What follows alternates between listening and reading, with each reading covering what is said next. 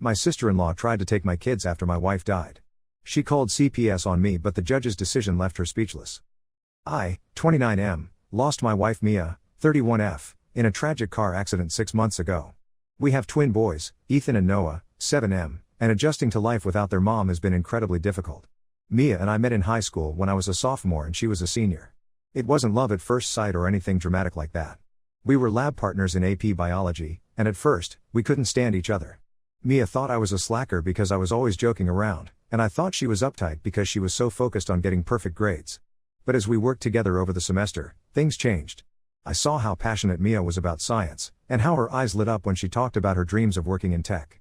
She saw that beneath my joker exterior, I was actually pretty good at biology and cared about doing well. We started hanging out outside of class, studying together, and eventually, those study sessions turned into date nights. Everyone thought we wouldn't last when Mia went off to college. They said high school relationships never survive long distance. But we proved them wrong. We talked every day, visited each other as often as we could, and when I graduated 2 years later, I chose a college near hers so we could finally be together again. We got married right after I finished college. It was a small ceremony in Mia's parents' backyard. Mia's sister Jen, 35F, was the maid of honor, and my best friend from college was the best man. Mia's parents, John, 62M, and Linda, 60F, were over the moon. They'd always treated me like a son, and now it was official. We had the boys a year later. It wasn't planned, we were both freaking out when we found out Mia was pregnant, and then doubly so when we learned it was twins. But from the moment Ethan and Noah were born, they became our whole world. Mia was always the ambitious one. She landed a job as a software engineer at a big tech company right out of college and quickly climbed the ranks. I had studied education, planning to become a teacher, but when the boys were born, we decided it made more sense for me to stay home with them. Mia's salary was more than enough to support us, and childcare for twins would have eaten up most of my potential teaching salary anyway. I loved being a stay-at-home dad. I got to witness all of the boys' firsts, first steps, first words, first day of school. Mia would come home every evening eager to hear about their day, and weekends were always family time. We had a good life, a happy life. Then, 6 months ago, everything changed. Mia was driving home from a late night at work. It had been raining, the roads were slick. A drunk driver ran a red light and hit her car. She died on impact. In an instant, our perfect little world shattered. The first few weeks after Mia's death are a blur. I was in shock, going through the motions of arranging the funeral and taking care of the boys, but not really processing what had happened. Jan and Mia's parents were a huge help during that time. They practically moved in, cooking meals, helping with the boys, fielding calls from well-wishers. But as the weeks turned into months, I started to feel suffocated. Jen, in particular, seemed reluctant to leave. She'd come over every day, often staying late into the evening. At first, I was grateful for the help. She'd cook meals, help with the boys' homework, and even started teaching them how to play the piano, something Mia had always wanted to do but never had the time for. However, over time, Jen's behavior became increasingly controlling and critical. She started making comments about my parenting. She'd say things like, "Mia would have done it this way or the boys need a woman's touch." It hurt, but I brushed it off, thinking she was just grieving too. Then, she began criticizing my efforts to find a job. With Mia gone, I needed to start earning an income to support the boys. But every time I mentioned a job application or an interview, Jen would say, "You should be focusing on the boys, not on your career, or Mia wouldn't want you to put the boys in daycare." I tried to explain that I didn't have a choice. Our savings wouldn't last forever, and while Mia had life insurance, I wanted to save that money for the boys' future. But Jen wouldn't listen. She kept insisting that she and her husband Mark, 37M, could help out financially if needed. Things came to a head last week when Jen showed up unannounced with a stack of papers. She sat me down at the kitchen table, the same table where Mia and I had spent countless evenings planning our future, and told me she thought it would be best if she became the boys' legal guardian. I was stunned. Jen went on to explain that she and Mark could provide a more stable home environment, and that the boys needed a mother figure.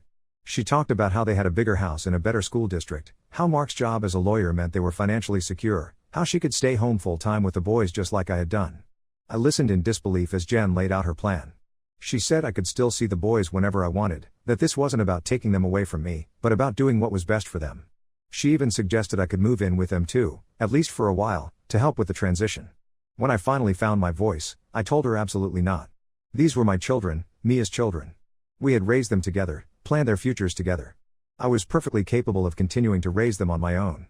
Jen didn't take my refusal well. She started yelling, saying I was being selfish and not thinking about what's best for the boys. She brought up every little mistake I've made in the past 6 months, like the time I forgot to pack Ethan's inhaler for a school trip, or when Noah got a bad grade because I didn't help him study for a test. She even had the audacity to say that Mia would be disappointed in me. That was the last straw. I lost my temper and told Jen to leave. I said she was no longer welcome in our home if she couldn't respect my role as the boy's father. She left in tears, but I thought that would be the end of it. Yesterday, I got a call from Child Protective Services. They informed me that someone had reported concerns about my ability to care for the boys. They didn't tell me who made the report, but I knew it had to be Jen. I'm furious and terrified. The CPS worker is scheduled to visit our home next week for an inspection. I called John and Linda to tell them what happened, hoping they'd talk some sense into Jen. Instead, they sided with her. They think I'm being unreasonable and that I should consider Jen's offer for the sake of the boys. They even suggested that I move in with them and let them help raise the kids. I feel like I'm being attacked from all sides. These people claim to love my boys, but they're trying to tear apart the only stable thing the twins have left, their relationship with me. I'm doing my best to juggle everything, and yes, I've made mistakes, but I love my sons more than anything in this world. Last night, after I put the boys to bed, I sat in Mia's old home office, surrounded by her things. Her degrees hanging on the wall, family photos on the desk, even her favorite coffee mug still sitting where she left it that last morning. I broke down and cried for the first time in months. I miss her so much. I miss her advice, her laugh, the way she could always calm me down when I was stressed. I don't know how to do this without her. But I have to figure it out. For Ethan and Noah. They've already lost their mother, I can't let them lose their father too. I don't know what to do. Should I give in to avoid a messy legal battle? Should I cut ties with Mia's family completely? How do I protect my rights as a father while also doing what's best for my boys? Update 1. It's been a month since my last post, and a lot has happened. First, I want to thank everyone for their supportive comments and advice. Your words really helped me gain perspective and find the strength to stand up for myself and my boys. The CPS visit happened 2 weeks ago, and it went better than I expected. The social worker, Sarah, was understanding and professional. She arrived early in the morning, just as I was getting the boys ready for school. I was nervous, but I tried to act as normal as possible for Ethan and Noah's sake. Sarah observed our morning routine, me making breakfast, okay, pouring cereal, but hey, it was a nutritious brand, helping the boys pack their backpacks, and double-checking that Ethan had his inhaler. She seemed impressed by how well-behaved the boys were and how smoothly everything ran. After I dropped the boys off at school, Sarah inspected our home. I'll admit, it wasn't spotless. There were some dishes in the sink from the night before, and toys scattered in the living room. But it was clean where it mattered, no safety hazards, plenty of food in the fridge, clean clothes in the boys' dressers. I showed Sarah the boys' room, which still has some of Mia's touches. She had painted a mural of a forest on one wall when the boys were toddlers. The boys love it so much that I can't bring myself to paint over it, even though it makes my heart ache every time I see it. Sarah noticed the piano in the living room and asked about it. I explained that Jen had been teaching the boys to play, but I didn't go into detail about our falling out. I did mention that music had been important to Mia, and that I was trying to keep that part of her alive for the boys. I had prepared a folder with important documents, the boys' medical records, school reports, and even a detailed schedule of our daily routine. I also had documentation of my job search efforts and financial plans. Sarah seemed impressed by my organization and dedication. During her visit, Sarah interviewed me about our situation. I was honest about the challenges I've been facing as a single dad, but I also emphasized all the efforts I've been making. I told her about our family counseling sessions, about how I've been encouraging the boys to talk about their mom and their feelings. Sarah didn't ask directly about who had made the CPS report, but she did ask if there was anyone who might have concerns about my parenting. I hesitated, then decided to be honest. I explained the situation with Jen and Mia's parents, including my suspicions about who made the report. Sarah didn't confirm or deny, but she did say that false reports are taken very seriously. A week after the visit, I received a call from Sarah. She informed me that the case was being closed, as they found no evidence of neglect or abuse. She also mentioned that they would be investigating the source of the report for potential misuse of the system. I felt a huge weight lift off my shoulders. With that hurdle cleared, I decided it was time to confront Jen. I invited her over for a talk while the boys were at a friend's house. When she arrived, I could see she was nervous. We sat at the kitchen table, the same place where she had ambushed me with her guardianship papers a month ago. I calmly laid out everything, how her behavior had been affecting me and the boys, my suspicions about the CPS report, and my decision going forward. I told her that while I appreciated her help in the beginning, her recent actions had crossed a line. Jen broke down in tears, admitting that she had indeed called CPS. She said she was worried about the boys and thought she was doing the right thing.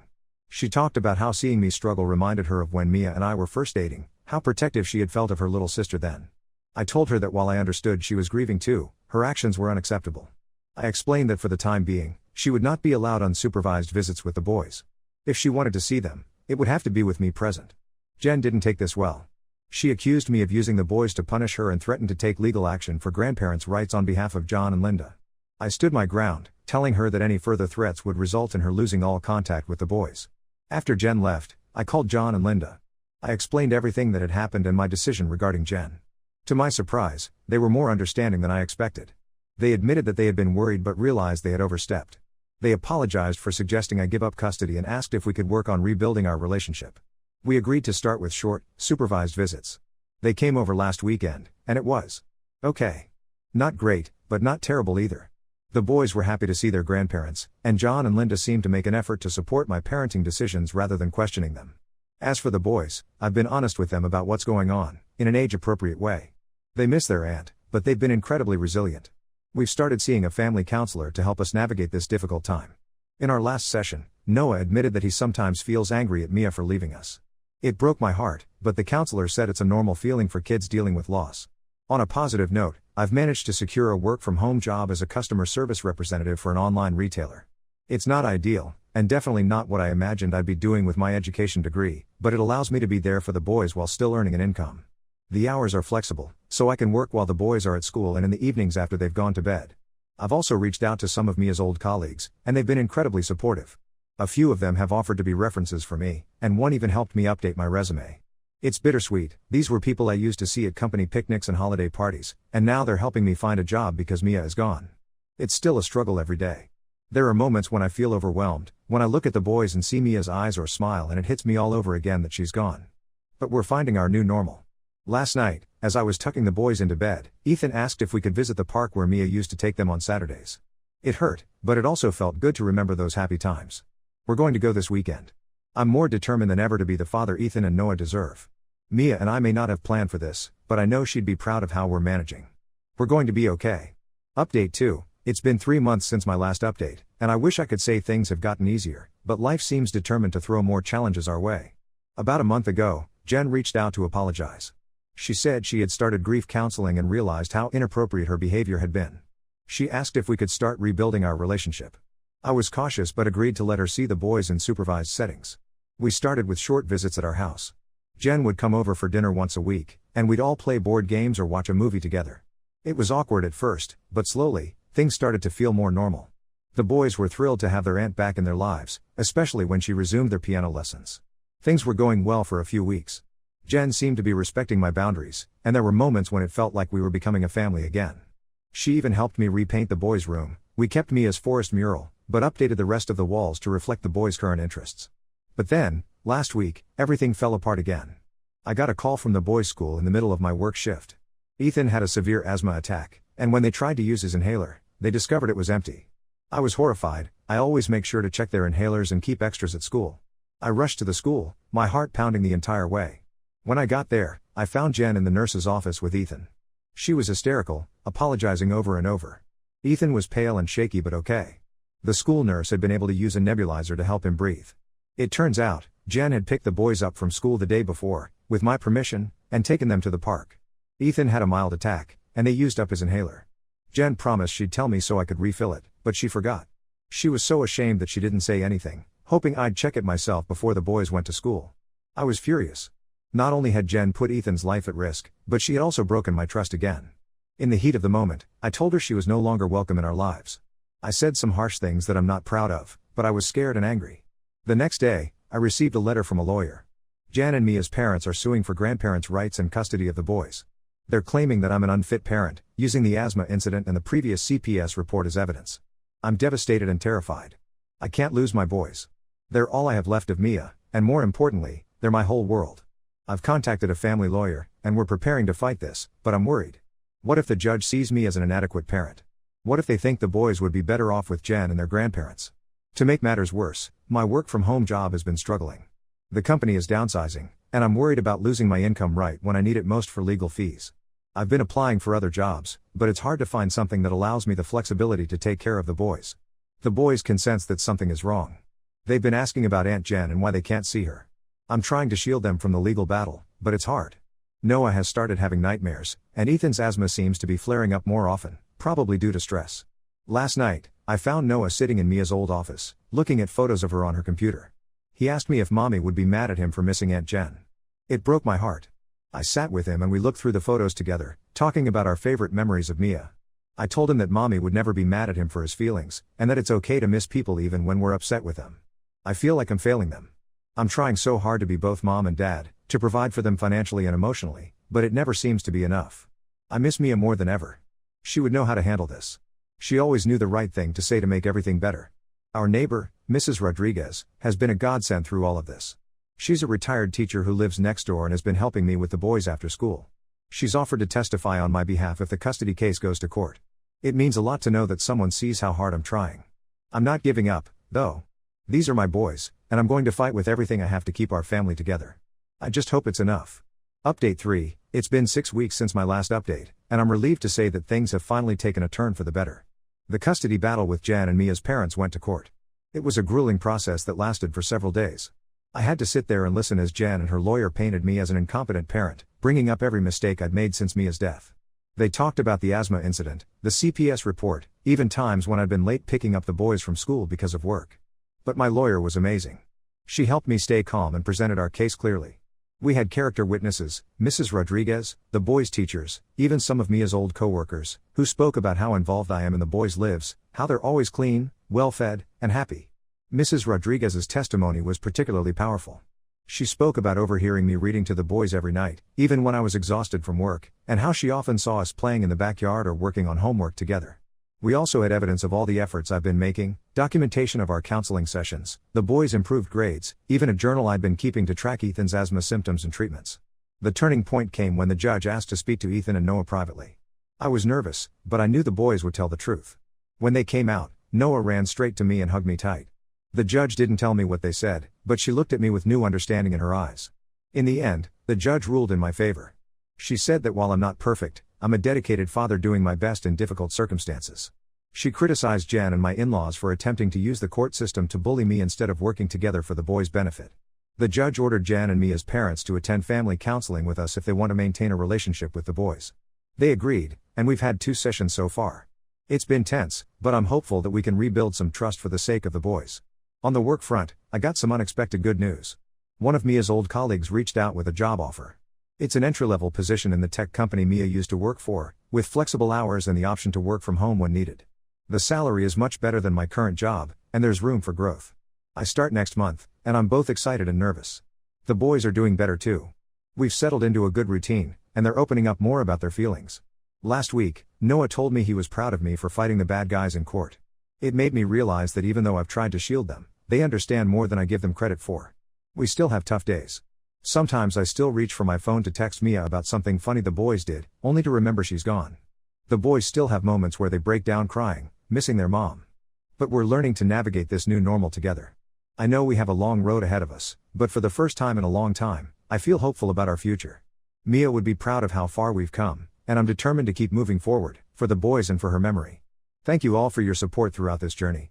Your advice and kind words have been a lifeline during the darkest times. We're going to be okay.